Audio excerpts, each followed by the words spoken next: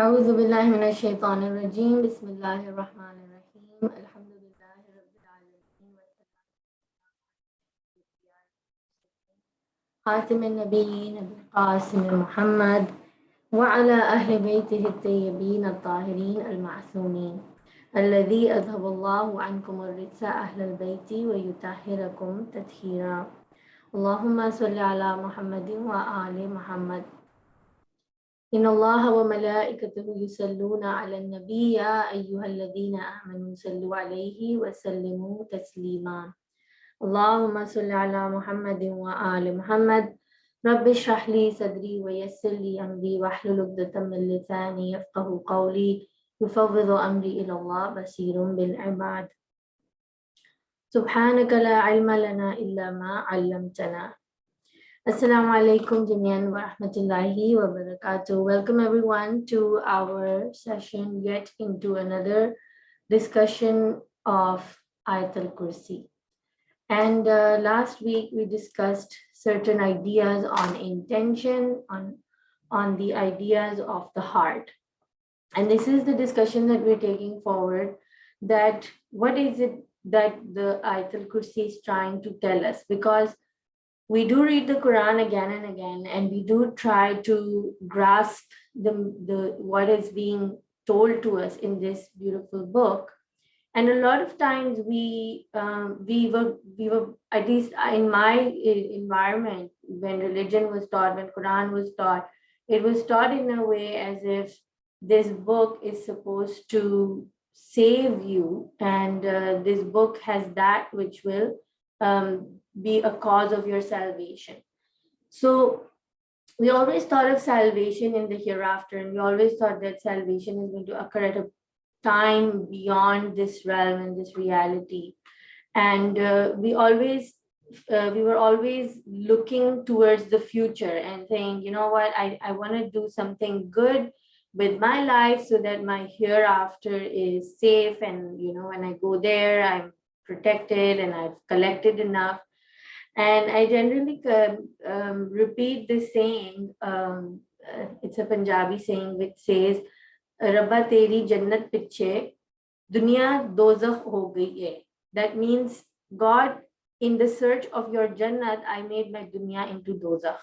In the search of your heaven, I made my present life into hell.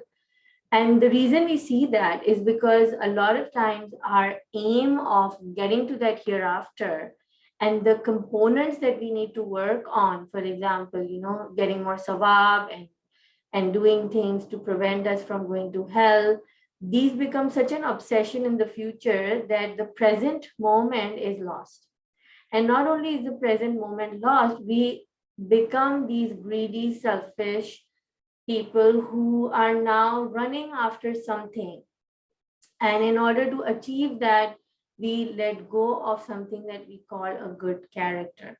We see that a lot of times when we want to complete a checklist, we want to do the usul-e-deen and the furu-e-deen. We become very black and white with our life, and we become very attached to the safety of this list, because through this list we can just put these tick marks and say, well, I've got all of this done, and I'm now ready to go into heaven because I've done this.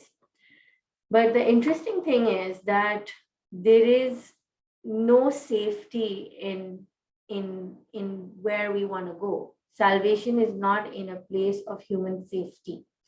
And why I say that is because we have to constantly deal with the unknown. And if it was so simple, then why are there veils to that reality? Why is it that death closes after death, the door just opens for that soul to go to that world, and now there is no place of coming back, in the sense of coming back and saying that this is how it is, this is what it's done, like all of that. Even though there are so many experiences of people who have near-death experiences, people who go into coma for months, people whose hearts show that they've died, but then they resuscitate and they come back, and then they share their experiences with us.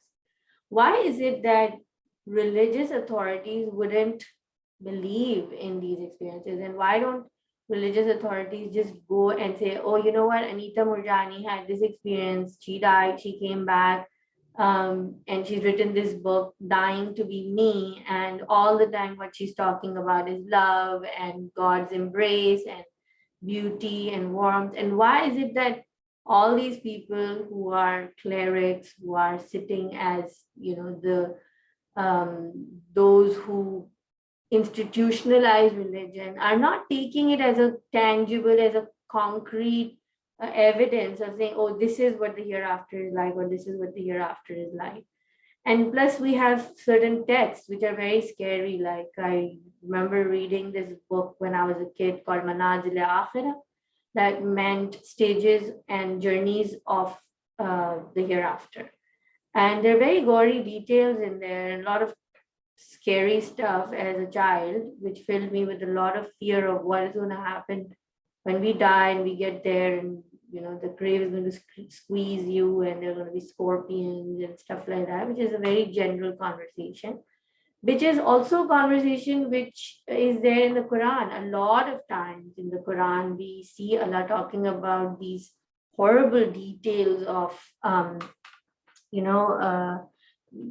how we're going to be tortured and what's going to happen in the hell, and, the tree of Zakum and all of those things. So we can't really shy away from those things and say, well, no, Allah is all loving, Allah is all loving. Just, come into this place of saying, oh, everything is good, and no matter what I do, Allah loves me.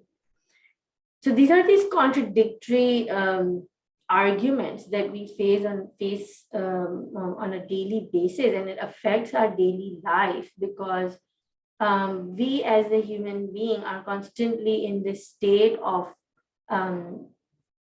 thinking. We're constantly thinking, and we are beings of motivation. We need something that motivates us to get through our day. When we're younger, there are toys and Christmas gifts that we anticipate in the morning.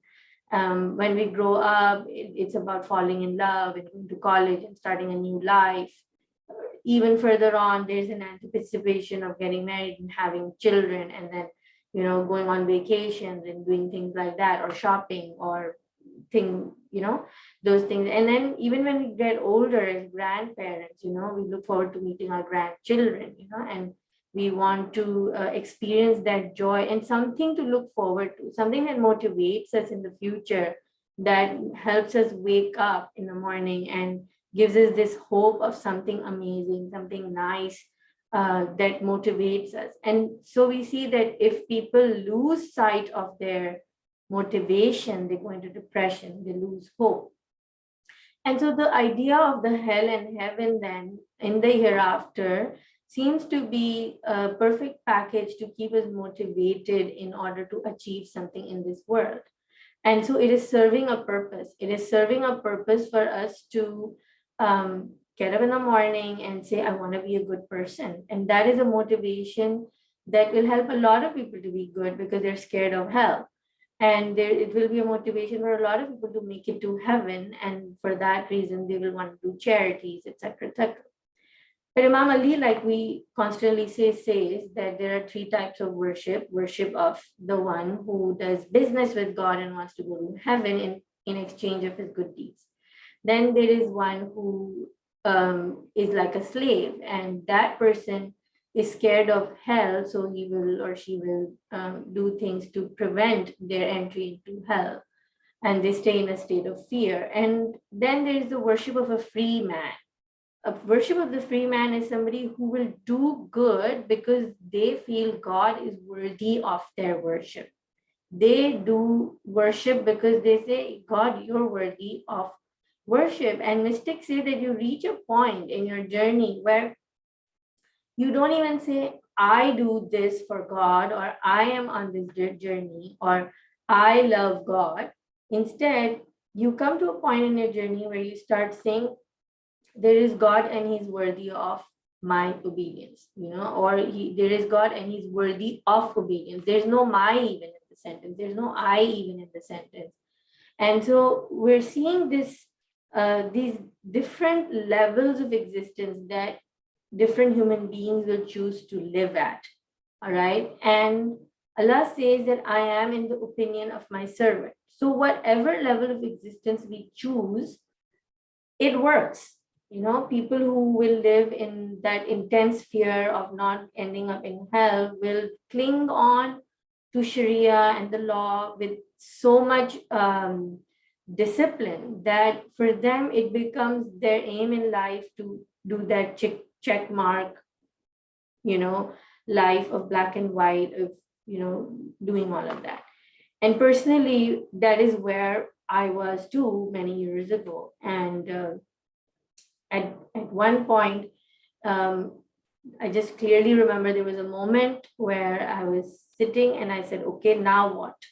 Okay, you do this, you've done Rosa, you've given charity, you have this checklist, you do this, I've done all of this. Now what? What's next? And the hadith, which says that, a believer is someone who is a different person changing every single day, doesn't apply to this checklist, right? Because if you're following this checklist and if you're doing this disciplined life of just doing everything every single day, you give your sadaqah, you do this, you do this, you do this, you're not changing. You're at the same place every day doing the same thing. And that just keeps you safe in one place. But how can you change? Where does change come from? How are you going to pop out of this shell and say, okay, what change? Do you change your makeup? Do you change the color you wear? Like, what is this change that we're being asked? And the change here then is the change in who we are as a person. So I was continuing my reading into Gary Zhukov's book that we've been discussing, and last night I was reading the chapter on personality. And the reason for doing that is because he explains what personality means. Who is this personality? What is this personality? And the reason for discussing personality today is that we get so caught up in this identity that we give to our personality that we forget who I am and what I have built myself to be as a person.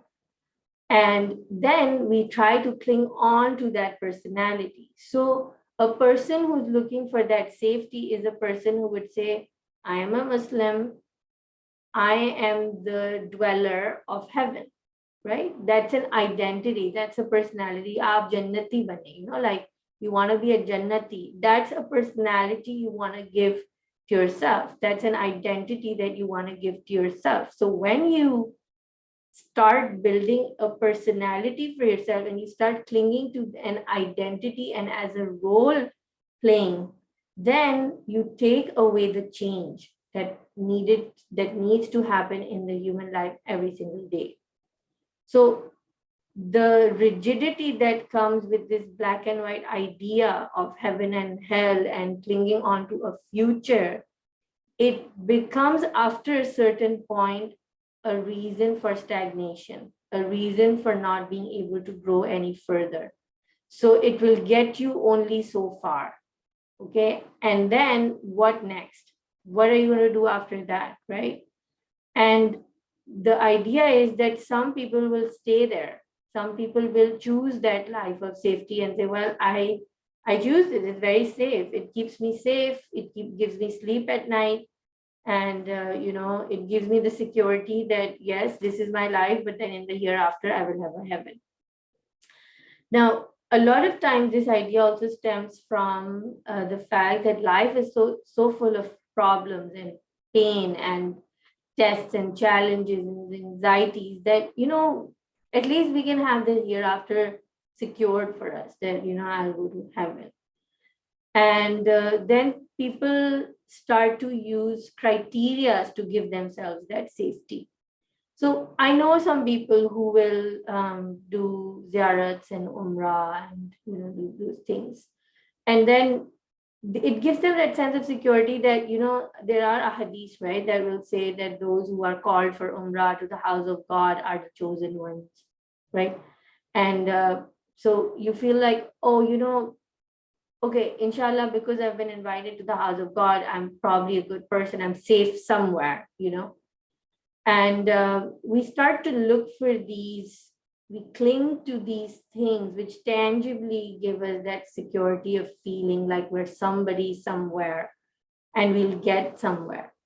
Even though if we remember the story of Imam Zain al-Abidin, alayhi salam, where he's standing at Hajj with his friend, and his friend says, oh, look, there's so many amazing crowds of Hujjaj at Hajj this year.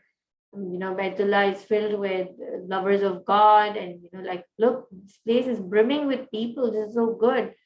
And Imam put up his fingers and he told him to look between those fingers. And this man was shocked because he started to see people, but their faces were those of animals. Some were pigs, some were dogs, some were wolves. And he was shocked, and he was like, what's going on? And Imam said, well, what you're seeing is not the reality. A lot of these people who are here may be here, but internally there is disease in their hearts. So this is the discussion today. Like, what is this disease in the heart? And this idea of safety in rituals that we look for, what is it really doing to us at some point?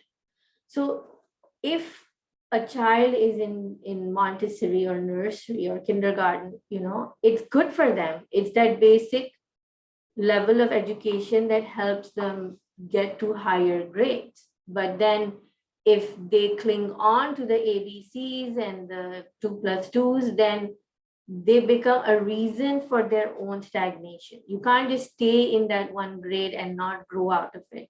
So nobody is saying going to kinder is a bad idea.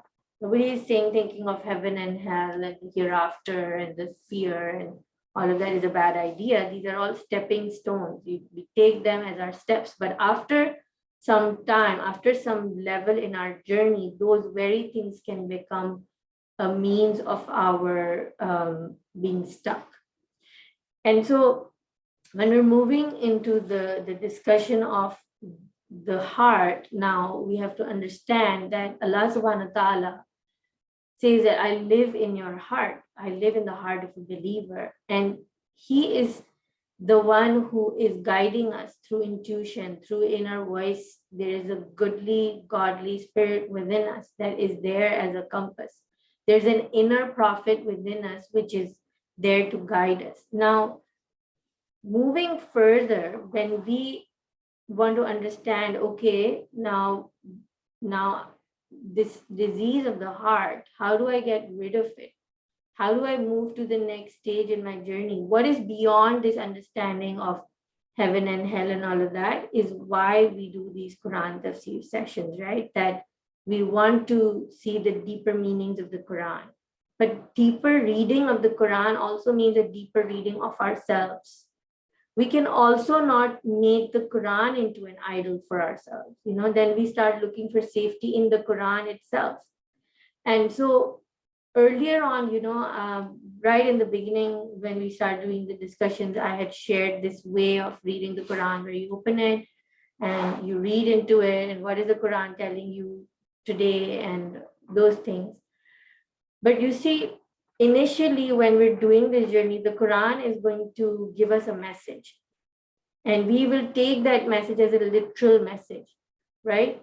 And when we'll take that as a literal message, we'll be like, oh, so this is what God wants to tell me. That's why I open the Quran, like, oh God, what do you want to tell me today? But Allah is saying that we are a book, right? We, the human being, is a book.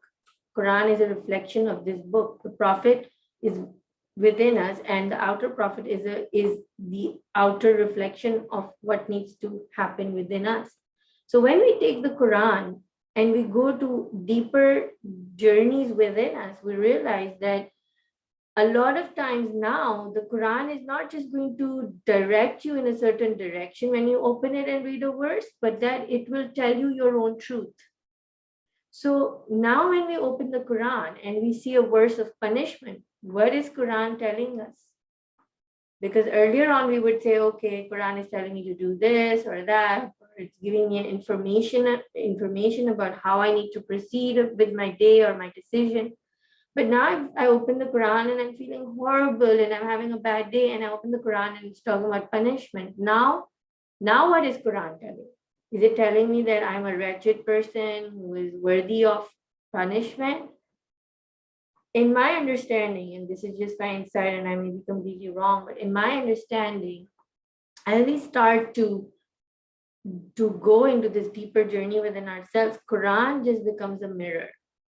And what at times Quran will show to us is the emotions the verse will evoke within us, that the emotion will become a key to understanding what's going on within us right now.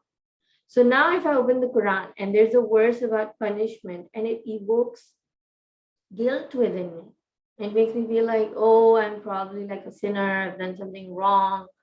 It's evoking this emotion of guilt. And sometimes this guilt is not needed in your life. Sometimes you're just over reading into your conditioning, and then the Quran is just telling you the mysteries of your heart. The Quran is just spelling it out for you and saying, you know what, you're actually living in hell right now. Right now, you are creating a hell for yourself. There are emotions within you which are a sign that you are right now thinking thoughts and believing things that are creating your own hell. So interestingly, last night I got a beautiful message from a random person I've never talked to before, never seen before, just a person on the internet. And she just wrote her heart out, and she said that, I procrastinate and I feel guilty because I don't do my work. And now I just feel like if my work is not done, and if I pray to God and I say, God, help me with my work, I'm not even worthy of asking for that help, because God will be like, you didn't even do your work. You were procrastinating, you were watching Netflix, you didn't do your work on time. And now look where you've ended up, and now you want me to help you. So her plea to me was that she was feeling like there was no one who would understand that she procrastinates and then she doesn't feel worthy of talking to God or asking for his help, because who is to be blamed? She was saying, I'm to be blamed. I procrastinated, and now what? Now I'm the one who is suffering. So good, I should suffer, right? Because I'm procrastinating, but I feel so much guilt and I feel so much pain and I feel so distant from God, and I just mess up my life and I just don't know who to talk to, and I don't understand how to get out of this anxiety, because she was saying I procrastinate and I don't do my work, and then I go into anxiety and stress about not finishing my work. So I feel like I'm stuck in a loop. And what I'm seeing here is that now this understanding of God is becoming counterproductive. So first of all, there's a conditioning here, right? And the conditioning is saying that only and until if you do something do you become worthy of love. This is the most detrimental ideology that affects and afflicts the religious upbringing of a person, because the common upbringing that we get is this: you do a good deed and you get heaven, you don't do bad things, you go to hell. But now that is becoming our psychology, right? As we're growing older, it was working till you were a child. You should not lie, you should not steal an eraser from your friend in school, you should not take away somebody's lunch, you should take permission before what you do. These are basic ethics. And a little bit of this reward and punishment works for us as a child. But now growing up, this kind of psychology where you feel like if you do something, you go to heaven, if you don't do this, you go to hell, which is something that is taught in Islamic schools very openly, because on the surface, this is what the Quran is saying. Then now it's becoming a reason for a distance between me and my God. Because I'm starting to say, well, I'm not able to do the things I expect myself to do How am I to approach God? What gives me the license, the passport to go up to God, the majestic God, and then demand help and ask for help, and beg for help? How? Why? I'm not worthy of it. And over here, we need to understand that a human being is more than just this black and white. In that image that we see of the yin and the yang, the black and white image, we see that there's this fish-like shape of the black and a fish-like shape of the white, but in each of them there's the opposite white and black circles. And what teachers say is that there will always be white inside black and there will always be black inside white. That's how there is motion in our journey. And that's why there's this unknown place of our journey that we need to discover, where there are no right answers. There is no black and white concrete manual and instruction book of saying, okay, you do this and you're safe. You have to eventually step into that zone of not knowing, not understanding, not being able to make sense, entering a state of confusion. And that's why, I repeat this name of Allah again and again, where Allama Hussain Tabatabai has, written in his book, Kernel of the Kernel, which gives so much solace to the seeking heart, which is the name of Allah, Ya Dalil al-Mutahayyirin, the proof of the one who is inherit, the one who is mutahayyir, the one who is in confusion, in absolute shock, like who doesn't know to how to make sense. So at every new stage, the journey has to take you to a place of confusion, of doubt, of not knowing. And that will mean, okay, while you have no idea what's going on and you don't understand things and there's a confusion in your growth, in your stage in your journey, that is an indication that perhaps you are in the right space of your journey. So now with this kid who is feeling like she's not doing her work and she's procrastinating, and now what is her worthiness in seeking God? First of all, I said that there's a very negative conditioning of saying if you do something, then you become worthy of love and communication, which needs to be very consciously worked on within ourselves. Because if we start considering God a God of give and take, then forget about God's connection with us and our relationship with God. We become very transactional people in our own lives. We also start to believe that people will be worthy of our love when they do something for us, or people will be deserving of what I do for them if they're doing something for me.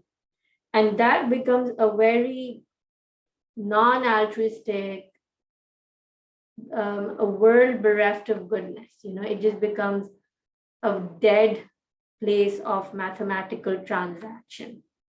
And over here, we see that there's a complete breakdown of the heart. You're not doing anything out of the heart. You're doing it just out of this logical reasoning. And your intention and your outtention, which we discussed last time, all just gets muddled up into this transaction. So that was the first thing. Then we see that who is this God? What is my understanding of this God, right? And it's really important to understand that we see God through his attributes, through his names. We try to understand him, we try to make sense of him through his names. And in his names are the beautiful names of the Ghaffar and the Jawad and the Rahman and the Rahim and the Latif. And so we see that Rahman means the all merciful and Jawad means the all generous. Now, a God who is a Rahman has been a Rahman forever. At any point in time, if he was not a Rahman, then there was something lacking in him, which would make him imperfect, and then he's not worthy of being God. Let's understand it with the example of creation. Allah is Al-Khaliq. Now, when we think of the world, right? Now, this is the linear understanding of the world. When we look at the world, we say there was a Big Bang and the world came into existence. Or through the story of Hazrat Adam, we'd say, oh, there was Hazrat Adam and there was Hazrat Hawa, and then they came on earth, and that's how existence started. And then Darwin would come with this theory of evolution and he would say, this was evolution, this was the beginning of humanity, and that's how world started. So we keep looking in a linear way at time, and we want to pinpoint a beginning of time. Even though if we look at the quality of God, and if God is a Rahman or a Rahim or a Khaliq, he's the one who is a creator, then what happens before the Big Bang? So before the Big Bang, I've been asked to read the book Sapiens, which I've already bought it. I have to read it. It gives this history of human beings, and apparently it's really interesting. So I'm looking forward to that read. But what happened before the Big Bang? So creation happened at the point of Big Bang, and then there was this whole lot of infinite time where there was no creation. But then God remained always. And if he is Al-Khaliq, then what was he doing then? And if he ceased to be Al-Khaliq, then that means that a quality in him diminished or stopped happening for that amount of time, which would mean that he was not Al-Khaliq at that time. So there was Al-Khaliq after a point in time, and there was no Al-Khaliq before that, which doesn't work. So that means that who God is infinitely from times unknown before and to time unknowns after. It is an infinite cycle loop of journey that is going to keep going. So there is no time where he was not Al-Khaliq. And if there was no time and he was Al-Khaliq, then we really need to rethink the whole model of the universe and how existence is and how many species live beyond us in different planets, which according to Imam Jafar Sadiq's hadith is very openly known that there are different species living in different realms and realities. So if Allah has always been Al-Khaliq, then, and if he's going to be Al-Khaliq forever, then the process of creation has never stopped, and the process of creation will never stop. Now I will let you run wild in your imagination and think about, what about the Day of Judgment? Because we thought Day of Judgment will come, everything will end, and then a new reality will start. So I'm not going to go there right now. Maybe some other day we will go into that discussion. But what about Ar-Rahman then?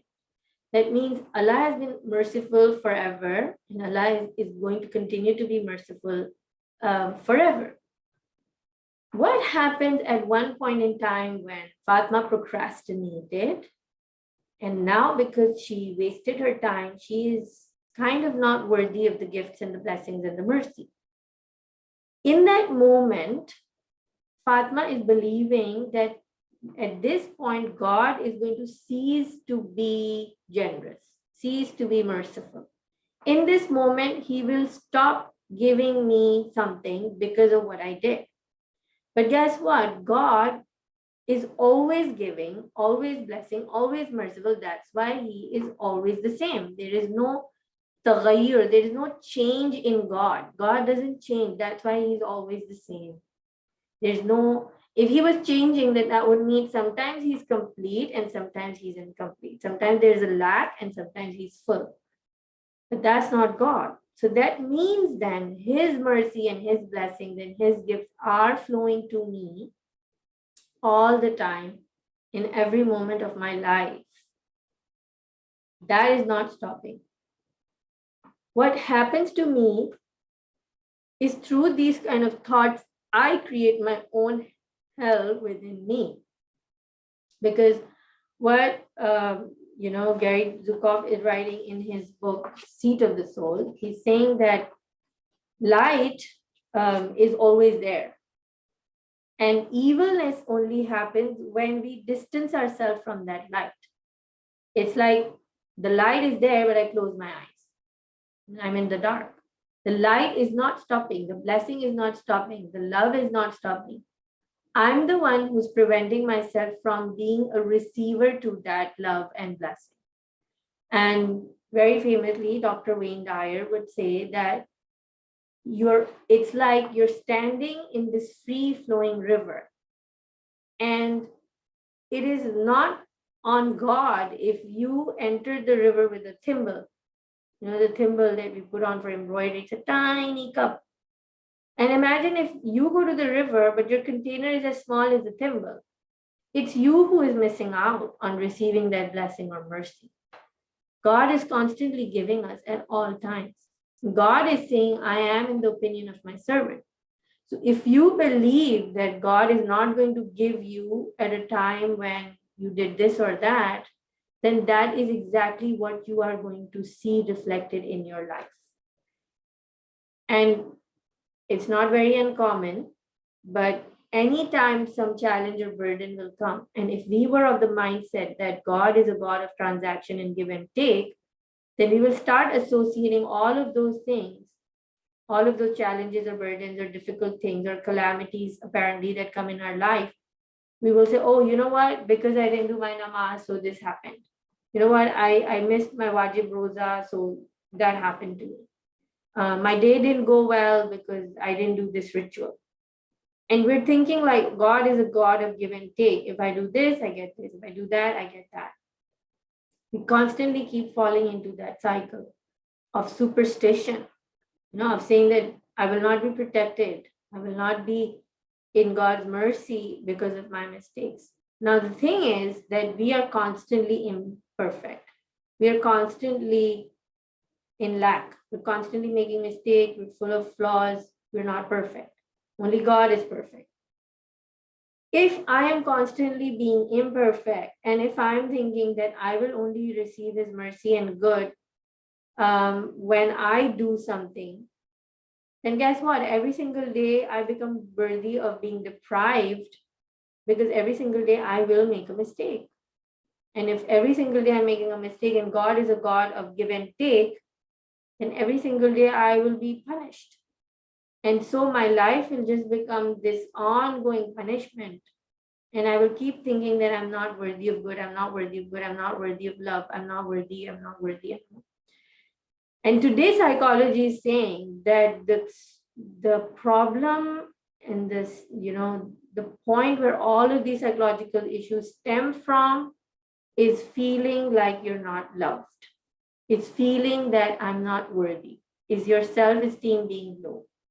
At any point we feel rejected or abandoned, deep inside, this is this idea that I'm not good enough and I'm not worthy of this constant love, and I'm not good enough to belong. I'm not good enough to belong to God. I am dirty, I am full of flaws, I am not perfect, I make mistakes, I sin. And so I am not worthy to belong to God. Now, this idea that I'm not worthy to belong to God is one of the biggest things that, well, to put it in layman terms, Shaitan uses as a veil to God. Because this now becomes a reason for a lot of us to not go and pray, to not go and talk to God, to not do any, religious activities or, doing any of this, because we start feeling, I've done so much bad in my life, I'm just not worthy of showing my face to God. And what that means is that I am now rejected and abandoned from the kingdom of God because I'm just not worthy of it. I don't belong there. But Rumi says that come, ours is a caravan of, there's a saying that, how many times you have broken your promise. No matter how many times you've broken your promise, ours is a caravan which is always accepting. This is the caravan to God, where you're always accepted, you're always loved. Why? Because it's counterintuitive that the human nature would be to sin and make mistakes. God is saying to us, right, that He's the only one who's perfect and we're the imperfect beings. Then why would He make us imperfect people who make mistakes and then say you're not allowed here? Sorry, I'm making you full of mistakes, but in my kingdom, mistakes are not allowed. You can't enter. Why? How can we even make sense of a God like that? God who doesn't allow me when I'm not perfect, but He Himself made me imperfect. So over here, there is this thought required into understanding the engineering of the human being. We are engineered to make mistakes. We are engineered to be flawed and imperfect. In that being imperfect, in that being mistaken, flawed, broken, weak, is the journey, is the path, is the way to God. Because in seeing all that is messed up in us is the path to God, is the witnessing, is the inner seeing, is the inner eye. It is through witnessing all of where I have fallen and made mistakes and who I am that I can reach God. Because God cannot make us a certain way and then expect a complete opposite from us. So it only makes sense that a God who would put these enzymes in our stomach, and if you study biology and biochemistry, you see that the enzymes that break down food in the stomach are like in a certain shape. And literally, the enzyme that's supposed to break down carbohydrate will fit into that molecule like a puzzle, and then it will break it. It's as if the engineer who created the food in the outer reality and made it grow into from the soil is the same engineer who's producing the bile and the HCl and everything in the stomach, which then comes together like a puzzle, clicks in to break down the food to cause digestion in the stomach.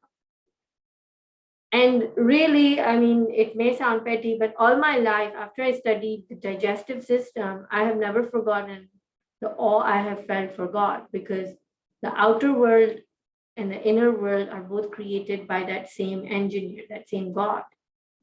And the God who is creating this kind of meticulous precision in our physical existence, how is it possible that he would create a religious system, an emotional system, a spiritual system which is counterintuitive, where he would say, I need you to be perfect, but I'm not going to make you perfect.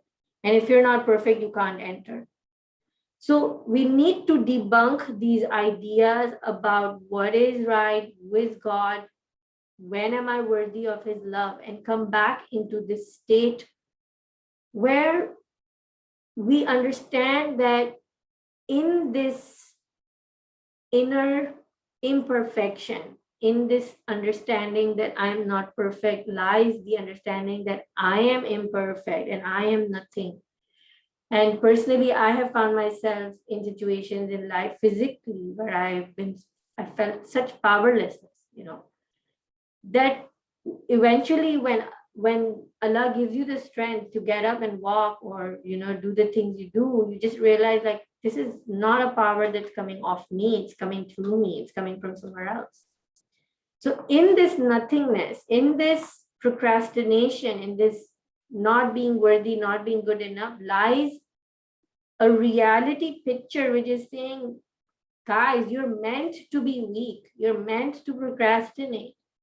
And in these moments of helplessness, when you really can't get out of bed, when you can't switch off the TV, when you can't get up for Fajr namaz, where you aren't able to speak to your parents nicely, in all of those situations where you're filled with guilt and you're feeling like I'm a bad person because I do bad things, is that moment of going into sajda and saying, you know what, I'm so powerless. And God, only through your help, through your presence, can I be anybody, anywhere, do anything. And so the journey, therefore, is all about becoming nobody, nowhere, having nothing of our own, and understanding that I own nothing. I own no power over myself. Even if I'm procrastinating, even if I'm, doing all these things, in the end, I need God's help. I need help to transform and change. I can't do it myself. And that's why, the whole cycle of, being in a hellish state becomes the distance from God.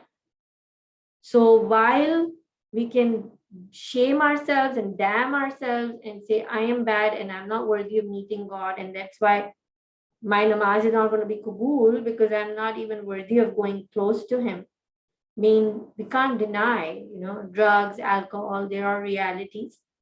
We go towards those things in our weak moments. We do a lot of those things. But if at any moment we start thinking that my bad act was so bad that now I can't go back on the janamas and talk to God, or I can't sit on the bench in a park and have a conversation with God, then that act of not finding yourself worthy is the bigger sin, is the biggest sin actually. There is no sin other than that. And in reality, the real darkness is in distancing ourselves from God. And so always, always, always remember that now, like we say, Shaitan uses this psychology for us to distance ourselves from God. The biggest weapon then Shaitan will use for us to be in a bereavement with God, to be separated from God, is to say that you're not worthy of being in the presence of God. That becomes the biggest hindrance and the sin and the obstacle in our journey to God.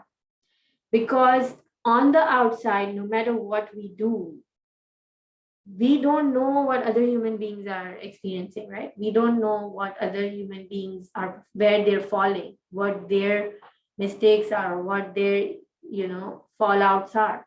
We don't know. They're hidden. Allah is Satarul You. He covers everybody. If we were to see, everybody's falling, everybody's making mistakes, everybody's stuck, everybody's got their own sins, which they're ashamed of.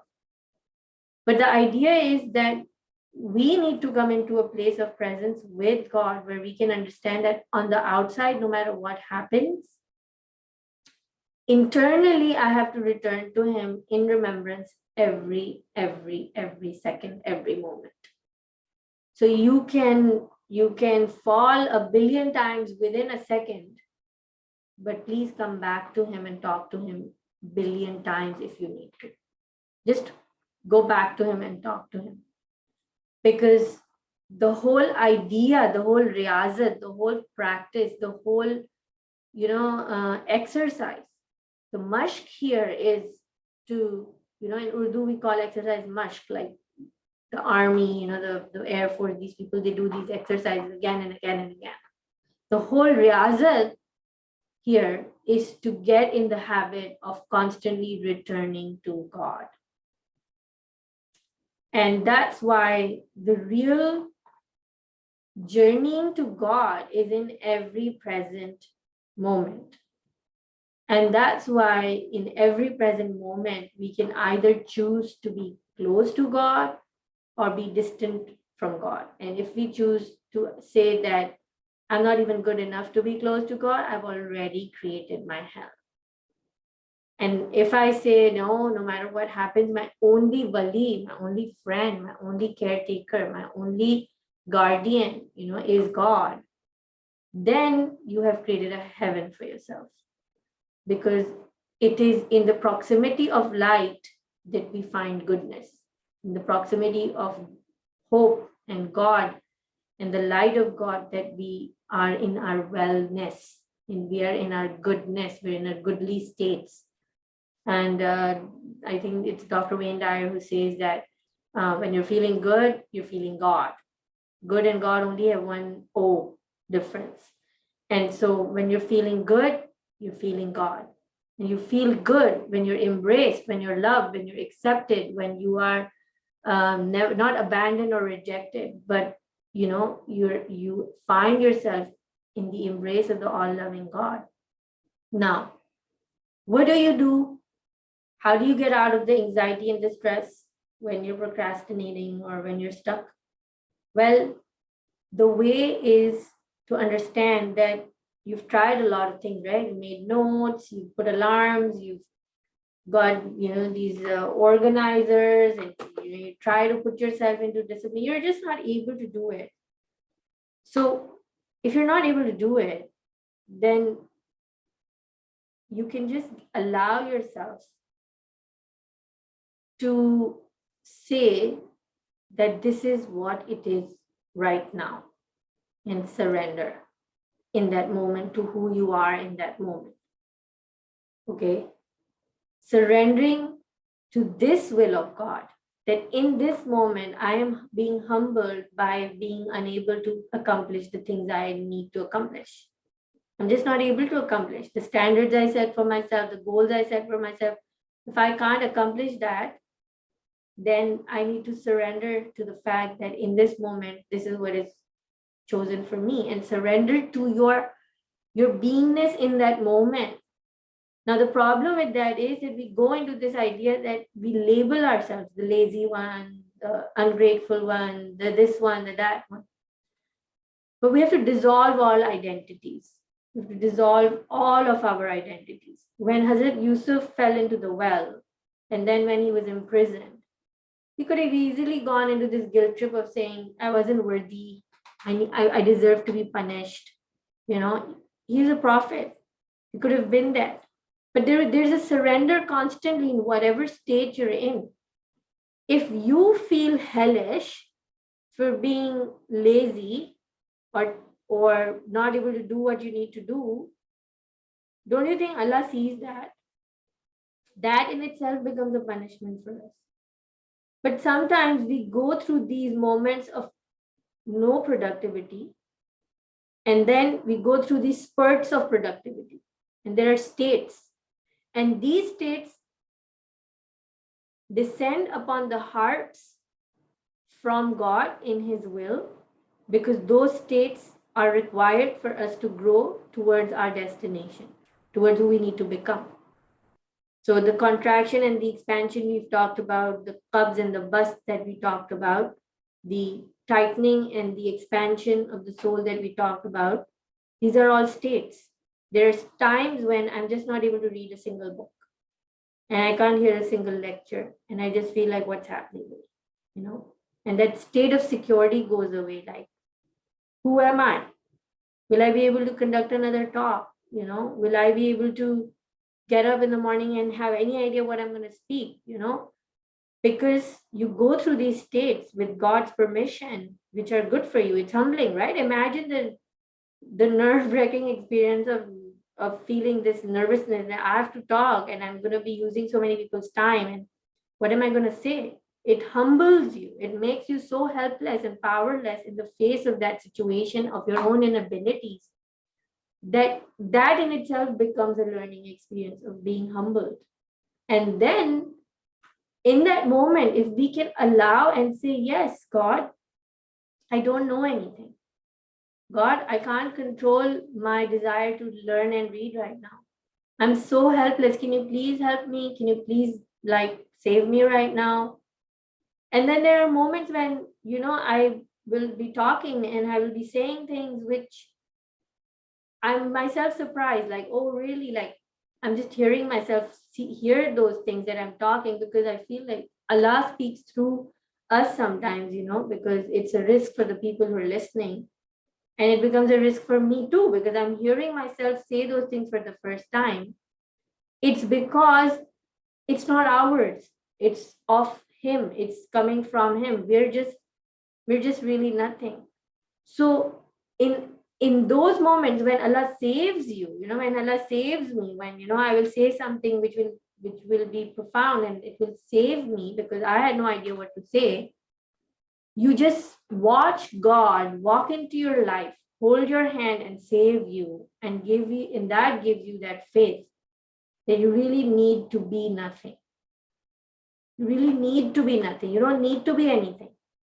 All you need to do is be in a state of constant conversation with God, and He will take care of everything else.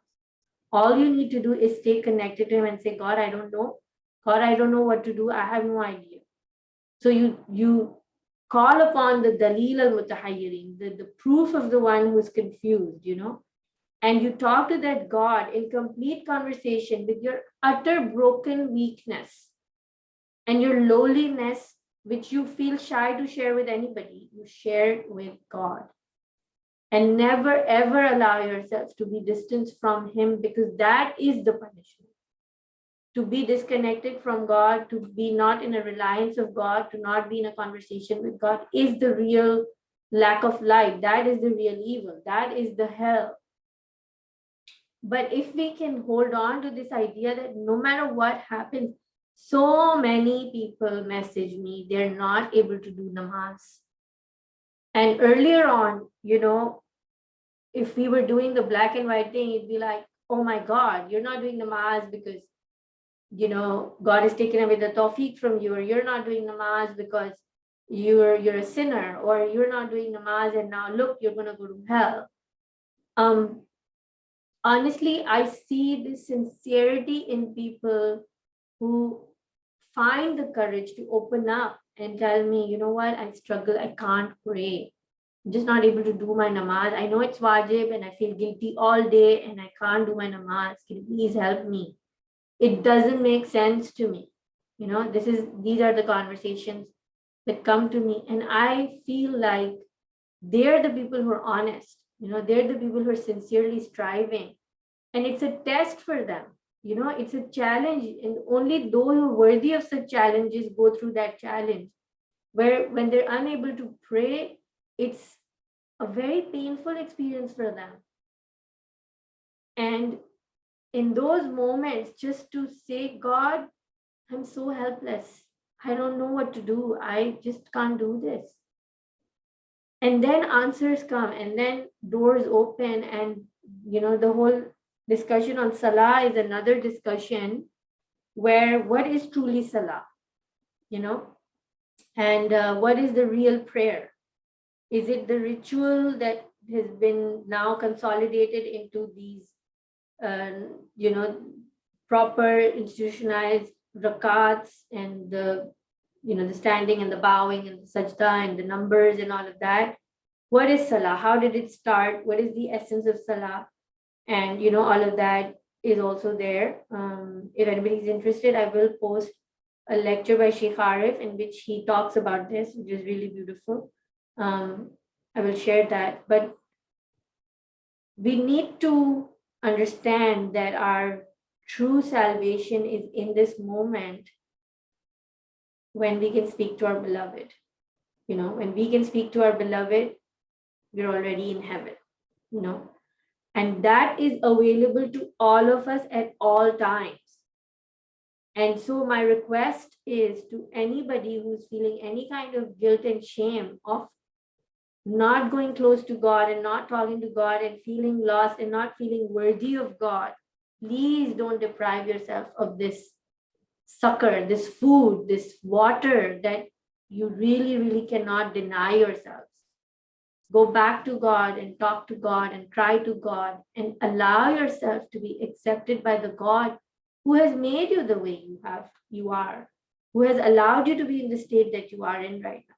How can he deny you entry into his beautiful embrace when he is the only caretaker in reality, the only one who can love? He's the true, Malik and the true Rabb. So we worship a God who is wise, and we worship a God who makes sense.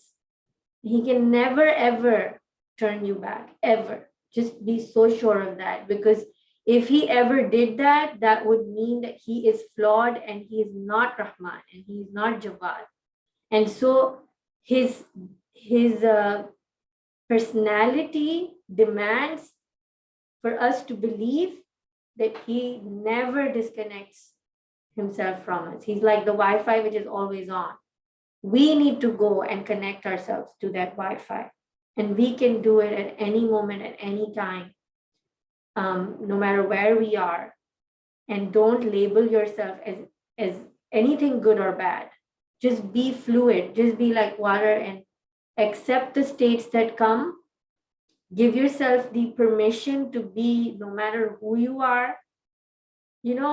I'm just going to close my talk with this very important thing, that sometimes we judge ourselves, and then we judge ourselves for judging ourselves. Like, I don't know how to get out of this rut in my head. I'm just so judgmental. And when we say that I'm so hard on myself. And when we define that I'm so hard on myself, or I'm judgy, or whatever, even in that, we are putting ourselves down. And even in that, we feel like, oh, I'm not worthy of going back to God. But in the presence of God, like I always say, feel like you're with a therapist who allows you to be anything that you are without any veils, without any shame, without any embarrassment, without any even bashfulness, without that sharam even of saying, how can I tell this to God? Just open up to Him. That is the ultimate heaven, because that becomes the portal in the doorway to our growth. That is where we stop stagnating and we start growing. Alhamdulillah Rabbil Alameen. I will end the session here and put our hands up for dua. Bismillah ar-Rahman ar-Rahim. O Allah, we come to you, O Dalil al-Mutahireen, the proof of the one who is confused and lost and doubtful, O Allah. The biggest doubts that we have is about ourselves. We can't trust ourselves. O Allah, the biggest critics that we are of ourselves. We eat ourselves away with our self-criticism. O Allah, this life, this body, this existence is a gift from you. Enable us to do justice to ourselves. Enable us to show kindness to ourselves. Enable us to give ourselves the space to be who we are, to be accepted the way we are, so that the journey can finally and truly begin. Oh Allah, we come to you asking for the ability to grow, to embrace this gift of communication with you, oh Allah. Enable us to be in a state of remembering what we constantly forget, remembering that you're always there, of calling out to you through your beautiful names, Ya Allah, so that we can always be in a state of remembrance. Because the state of distraction, the earthly state, is a state of forgetfulness. Oh Allah, let us never be in a state of forgetfulness or distraction from you. Oh Allah, we ask for your help. We ask for your nusrat. We ask for your assistance, your guidance, to hold our hand and take us where we need to go, to put us in states of remembrance. So many times, oh Allah, we forget, but you remind us to remember you. How beautiful are you, Ya Allah. There's nothing that we can really do. There's only you, and there's only your help that we rely on. Ameen Ya Rabbal Alameen.